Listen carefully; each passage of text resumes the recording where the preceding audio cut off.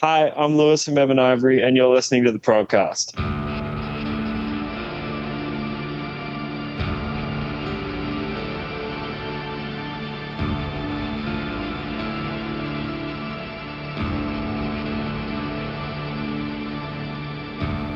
Welcome back to the Progcast.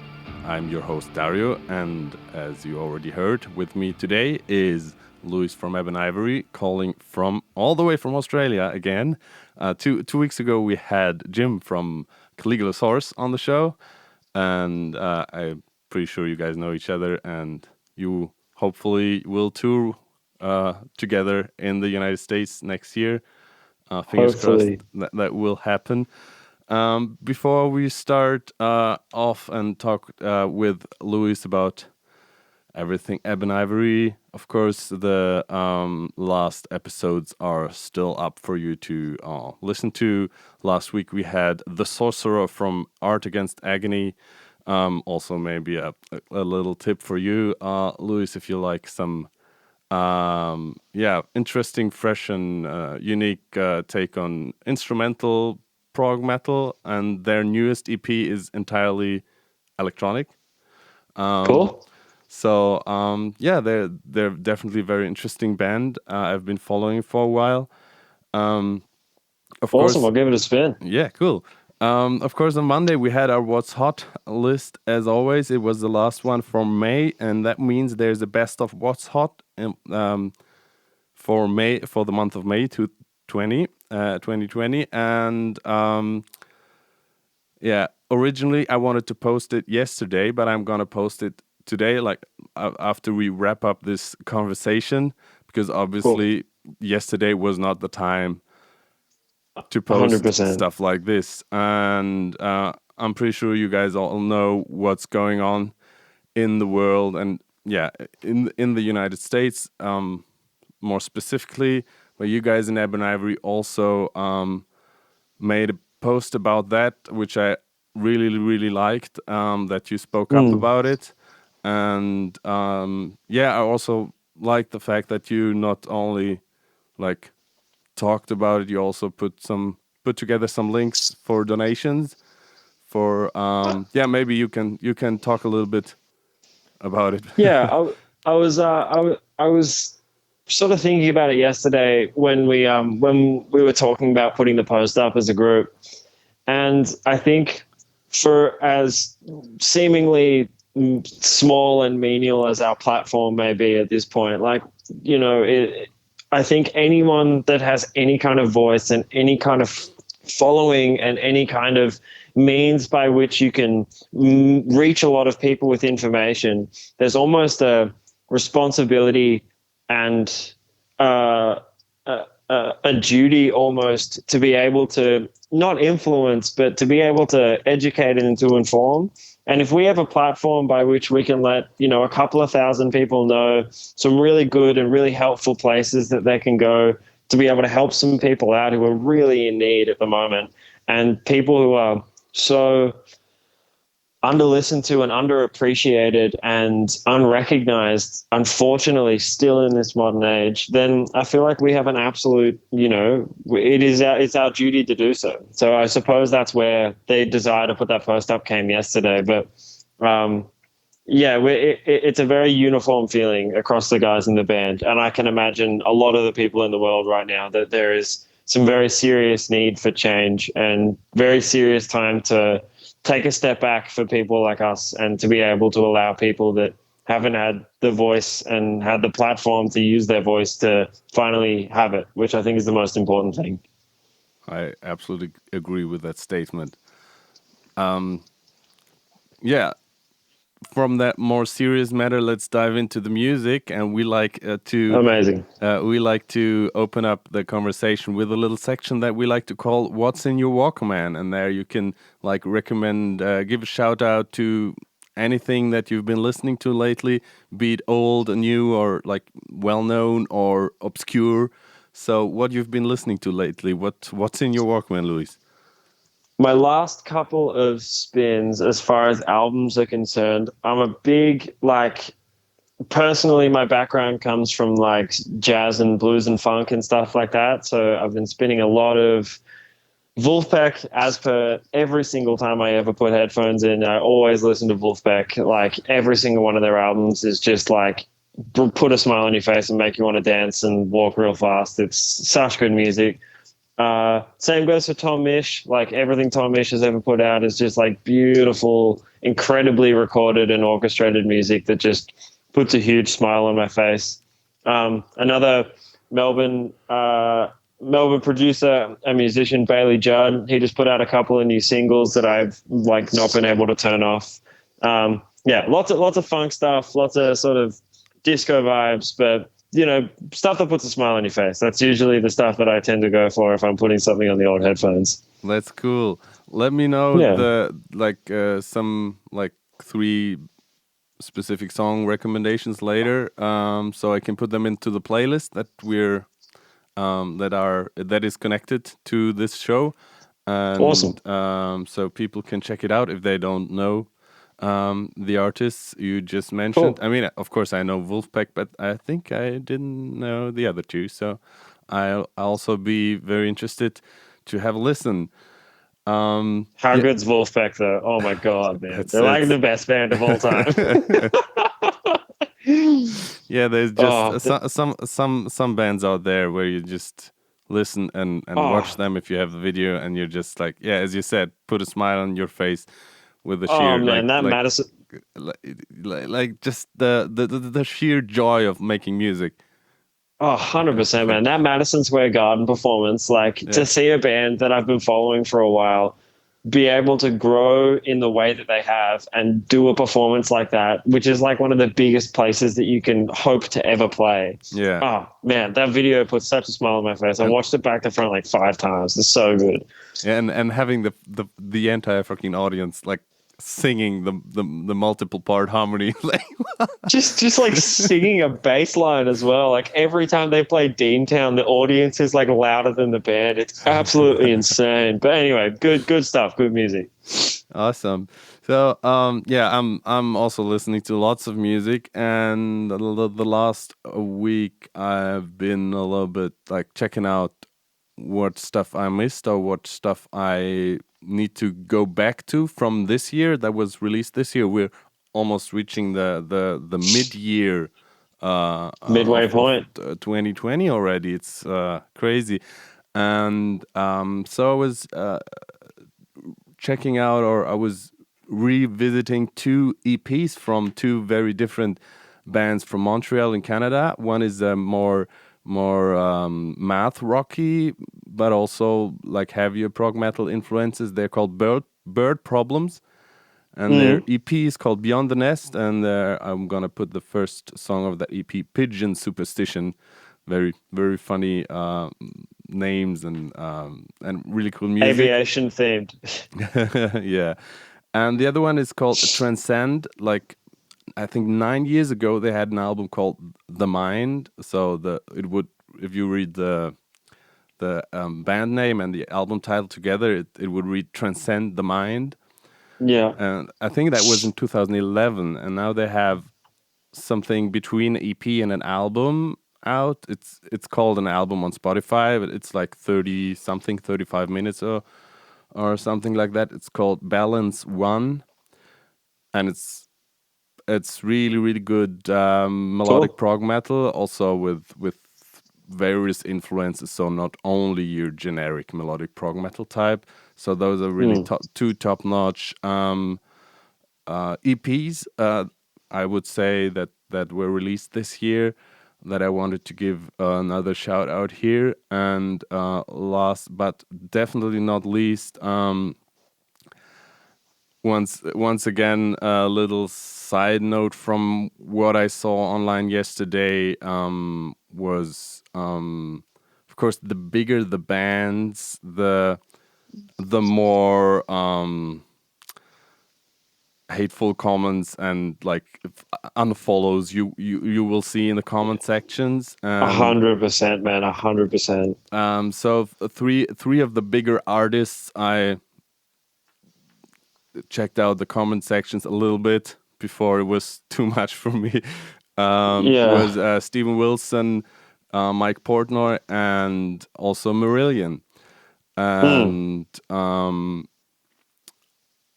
it's been a while since they put out this song. It's a cover version from a band. I think they were called Rare Earth or Rare Bird from the 80s. So this song is called Sympathy, and I think it was in the beginning of the 90s that they covered this song. And yeah, I just wanted to add this song to the playlist, and Yeah. hope We someone got some will listen. big names covering it though. Like when you've got like guys like that who are working on bringing that piece of music back, like it'd be rude not to listen to it, you know? Yeah. Yeah. All right, that was our little "What's in Your Walkman" section. But Ebonivory's got a new album coming out exactly That we do. That in we 2 do. days. So when the listeners are gonna listen, when you are gonna listen to this, it's gonna be tomorrow, on Friday, June 5th. You guys got lucky because Haken pushed back their albums 2 weeks, so you don't have that competition. We've got a smooth sailing. Oh baby, you got to believe there was a big weight off our shoulders when that one was, and like before. Not before we not before we were mates with them, but before we sort of had like the little inside scoop on what was happening on the new Caligula's Horse album. The first date that we got told, just like offhandedly, I think it was by Dale, that they had for putting the album out was the exact same date that we had, and we were just like, holy fucking shit, we got to move this fucking album. We have to move. We have to go so far away from them putting that album out, because that album was absolutely unreal. Oh my God. Absolutely, I agree with you on that as well. Yeah, I've been spinning that a lot for weeks already now. Actually, Funky jams. Actually, less since it came out. I kind of tend to spin albums excessively with my, like, my promo early access download until they come out, and then I move on to the next one that's about to come out soon, because I'm kind of maybe writing a review, or or maybe I'll have a band member here in the Progcast, and I have to talk about it. So yeah, I've got some interesting listening patches, and then it's always funny when you get your bunch of friends on from all over the world on Facebook, and you talk with them about music, and they always put out their like weekly charts, what they've been listening to, whatever. Connecting Spotify with Last.fm, so they'll have always their charts, what they've been listening to. And most of the stuff I listen to is not out yet anywhere. Yeah. So I was gonna say there's probably something a little sneaky too about just knowing that you're listening to it before other people are going to be able to listen to it. You just say, I'm going to fucking play the shit out of this. I'm going to play this so much just because I know no one else can listen to it. Yeah, and in the case of the Caligula's Horse album, Rise Radiant, it's just too good not to listen to. 100%, man. But we want to talk about Ebonivory today, and yeah, of course. Yeah, to be honest, I hadn't heard about Ebonivory until last September, when you guys put out the video for Tales of Termina. And a good friend of mine, Marcin de Sable, he's the drummer of bands like Natural Disorder and Archetype. He shared it, and I looked at it and I was like, what the fuck is this? It's like the music was cool, and the video was just it was one of the best videos we watched last year, because my colleague Randy and I, we used to do this together. Now we try to focus more on the interviews, but since Randy's coming from with Freaks TV, he's coming from a video and filmmaking angle. We used to watch videos together, more or less, on the show and talk about it, and that was definitely one of the best music videos we saw last year. Oh, thanks, man. That was such a massive shoot too. Like, oh my God. Like, we sort of, if he's Randy's come from film, and I'm sure you've seen him as well. Like we were quite influenced by like Edgar Wright when we were going into that one. So like Shaun of the Dead and Hot Fuzz, like that, Henschel, like the punch zooms and all that sort of thing. But that was like that whole video was shot between 2 days, like 19-hour days of shooting with the amazing Dave Hunter, who's the drummer for Circles, who also does incredible videographer work. And it was unreal, man. It was like every like scene that you're trying to shoot, you have to shoot it 3 times because you're shooting it for 3 days. Like, man, it was mental. And it like thematically reminded me a little bit of the Truman Show, and but kind of mixed with the Groundhog Day. If that makes sense. Yeah. Well, so the original idea was for it to be based on Majora's Mask, the Zelda game, hence Tales of Termina. Oh, okay. Because it's like that sort of like that like repeating cycle, and every time you repeat that cycle, you sort of learn more about it and you see more about it, and you sort of become exposed to more of it. But yeah, 100% get the Truman Show vibe, 100% get the Groundhog Day vibe, just like reliving that cycle over and over again. Anyway, before we get back to the new album called no, I didn't write down the name and it slipped it was the Long Dream one, right?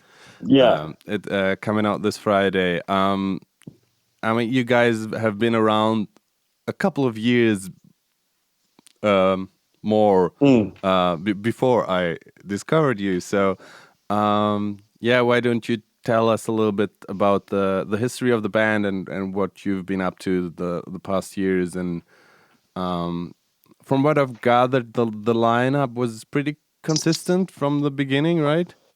With like, there's been consistent trails that have gone from the very beginning. Like even before it was Ebonivory, this was sort of like there was proto Ebonivories, like other bands that we were in where there was like a couple of members who ended up being members of Ebonivory and stuff like that. And there have been a couple of changes, but we've all been playing music together for like as long as we have been playing music.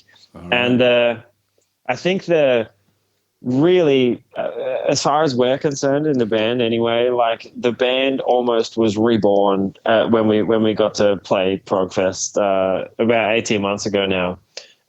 When we first got to meet the guys from Wild Thing and we got that opportunity, and then like the absolute whirlwind that's occurred since then, like it's almost like an entirely different beast. Like we've had so many opportunities thrust upon us, which have been so exciting, and we've had so many experiences that have just reminded us why we do what we do, and got to meet such amazing people and sort of like form these friendships and these bonds. It's it's been absolutely incredible. But yeah, like you said, we have been around for a little while, but really this last sort of 18 months has been the really defining part of the band. It's been awesome.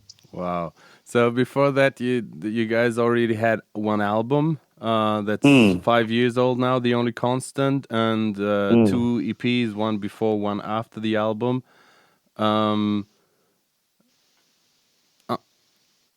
Okay, it's different to get into this question without already incorporating the new album cycle. Let's put it like that, because I mean, I would like to know how much has changed, like in your like the band's approach to songwriting and producing music.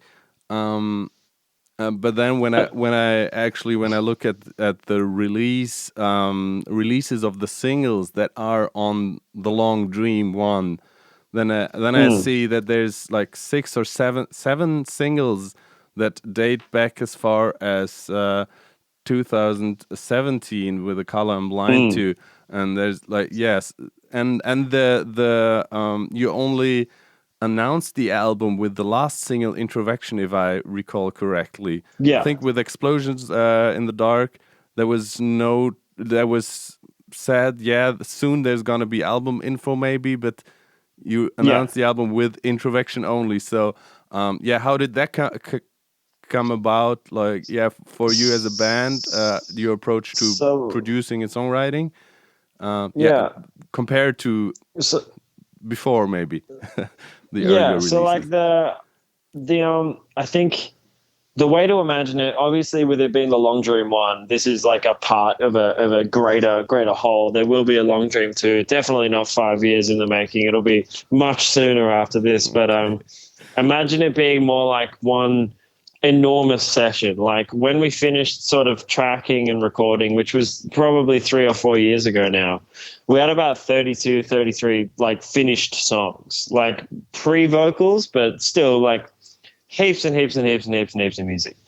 And it was all going to come under the banner of the Long Dream. But I suppose at the time we didn't really know how that was going to sort of like quantified how that was going to come together and what form that was going to take. So I suppose that's what led to us sort of following the single game, where it was just like as the song was finished and we were proud of it, we were happy with what it was going to be, we put it out just so that we could keep the content train going while we sort of worked out what it was we actually wanted the album to look like. As far as the writing process and stuff is concerned, I don't think it's ever really changed that much for us. Like we are very, as a band, driven by motifs and like very simple ideas that we can sort of extrapolate and take as far as we possibly can. Like obviously with you having listened to the album, you could probably tell there's like 4 melodies in the whole album. There's like very little material that we stretch as far as we can so that you can feel like when you listen to the whole album, there's little tidbits from other songs and you can feel like the whole thing is one sort of bigger musical statement than just a bunch of different songs. But yeah, I guess that's sort of why the singles were came out in the way that they did, where it was just like it took us just a little while to work out what that final product was going to look like. But when we did, we'd realized that it had all been sitting there already. We just needed to put it together. Talking about those motifs, I've been listening to it a couple of times now the last week, the whole album, and yeah, there's definitely. I think there's one melody that like at the very very very end of the album of Introversion, like this life is not for me or something like this. Like subtle melody. I remember it like kind of discovering it at the very beginning of the album as well. Like I know this melody because I had listened to Introversion a lot of times already. Before I got the promo copy. So yeah, I can definitely see that. So with this single game, it's also I think it's very interesting to look at it and think about it on a global level, so to speak, not only like in terms of internal Ebonivory stuff, because there's been other bands like Archetype from Norway who have been doing this to I think great success. I think they put out four singles now over the last 1.5 years, and their drummer Simon is always eager to just to see what people want or how they perceive the release game of 100%, man.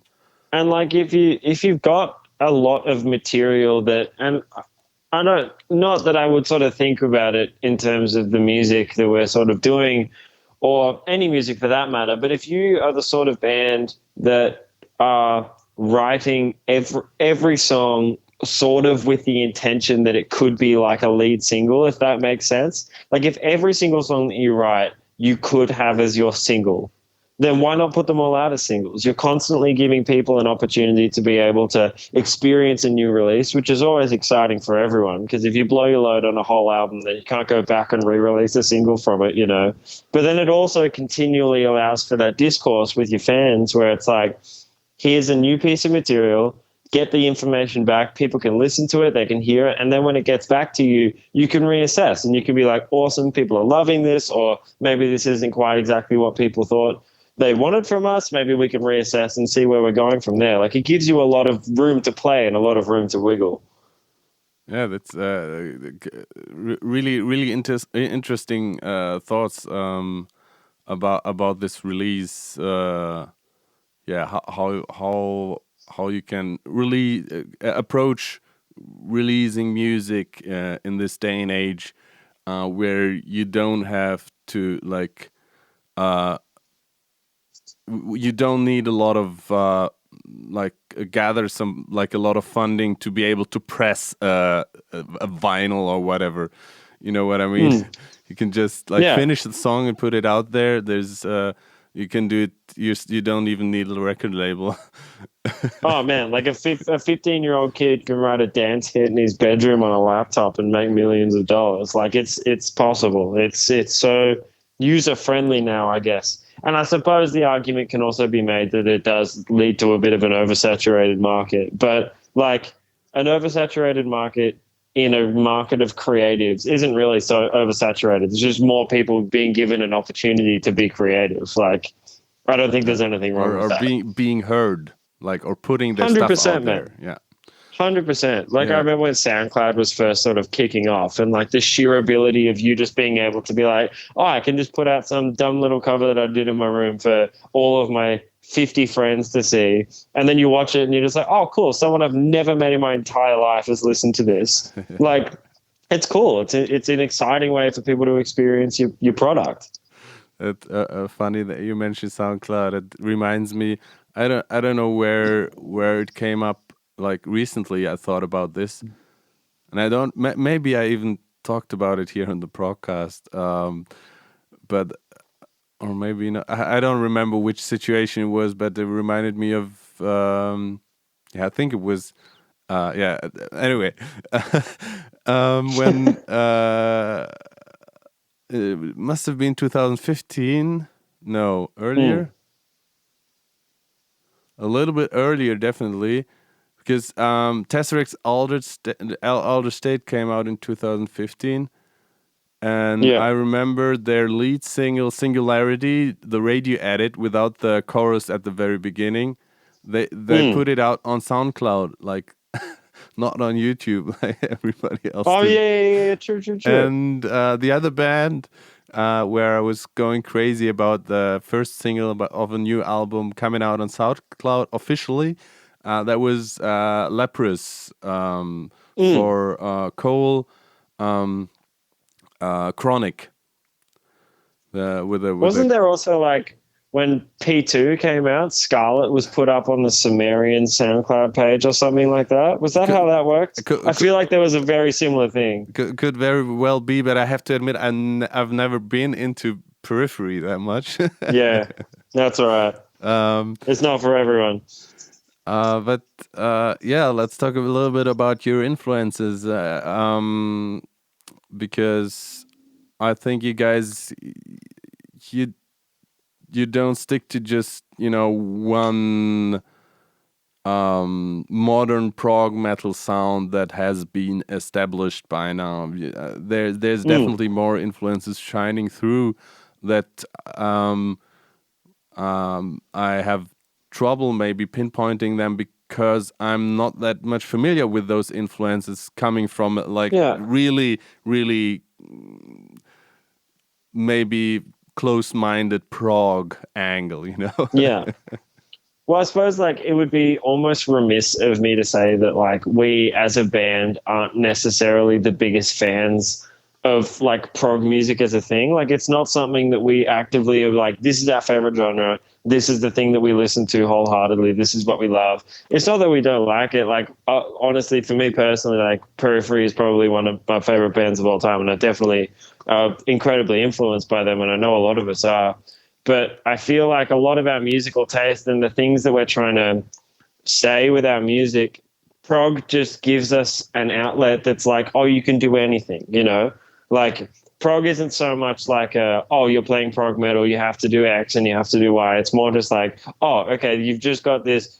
It's a format by which you can do and say anything because it falls under the genre of prog. Like for a lot of us, our background is like pop punk and alternative rock. Like I know for Dave Parks and myself, like Avenged Sevenfold and Day to Remember are like probably some of our biggest influences as far as music is like alternative music is concerned.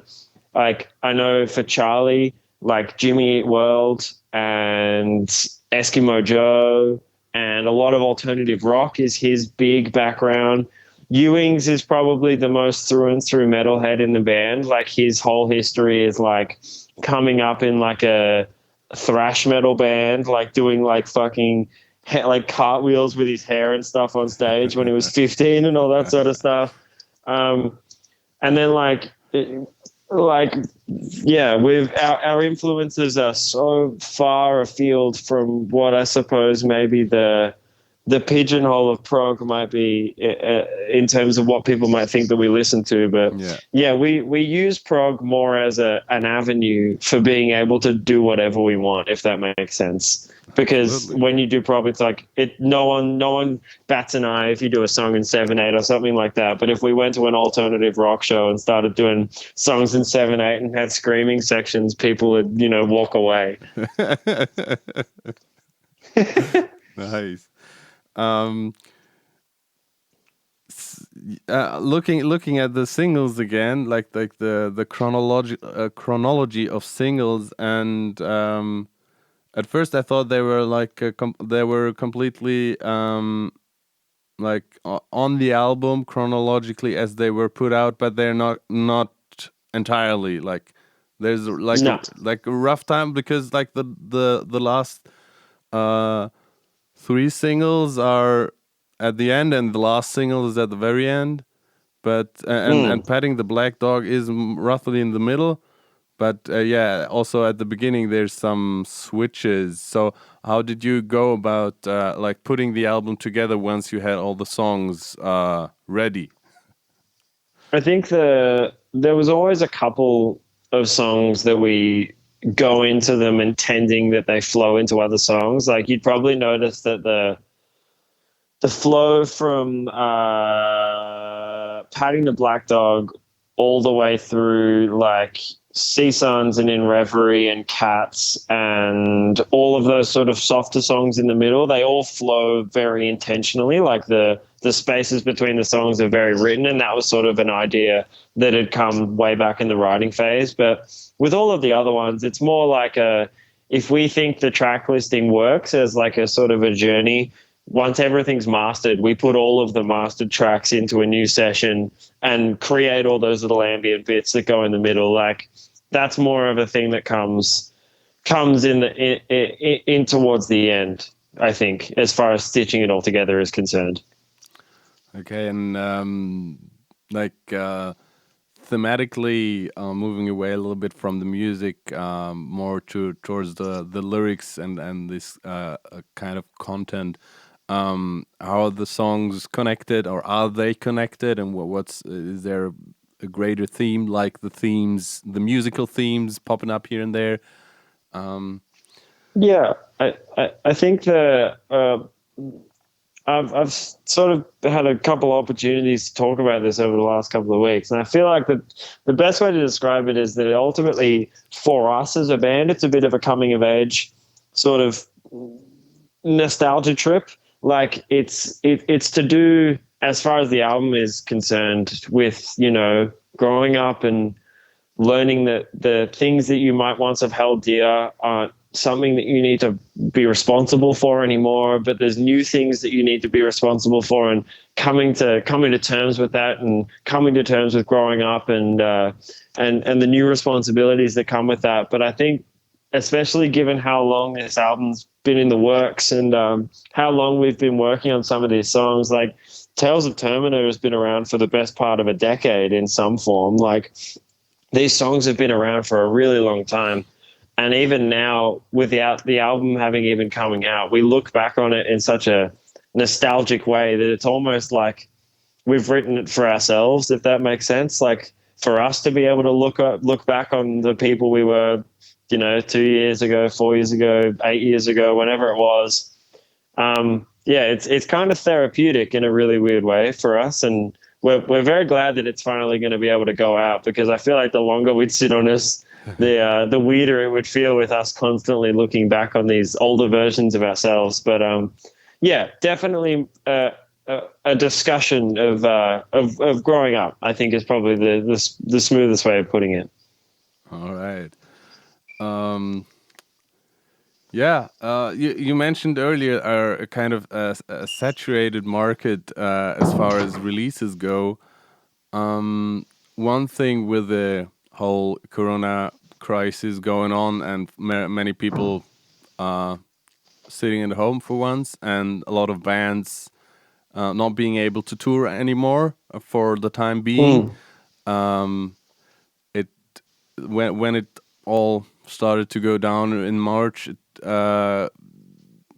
was very quickly that there was so many bands that started to do some streaming stuff, like in all various shapes or forms. That yeah, the last weeks also, like the weekends, there would be 3 or 4 different streams in the evenings that I would, the Friday Saturday evening, that I would like to see. So I had to choose, and that was like Yeah. the prime example of a market being like from 0 to 2000. Fully, yeah. Did you watch any streams so far yourself? Any from any of your favorite bands? Yeah, man. The Code Orange Kids one. Did you watch that? Yeah, and I no, I Oh didn't. man, it was. I actually I watched the videos they put out for the like the videos leading up to the new album, and well, I knew their name only because they were on tour with Gojira once, Gojira and Yeah. Carbon, and I was not at the show, unfortunately. It was a couple of years ago, but so yeah, I knew their name, and I know they're like more in the, yeah, I don't know, hardcore, metalcore. They're sort of, yeah, they're definitely in that sort of hardcore vein, but it is like so well Yeah, produced, so well put together, like really exciting to watch. It's very cool. I didn't listen to the whole album when it came out, but those, I think it was three videos that kind of like built on each other story wise, quite disturbing as well.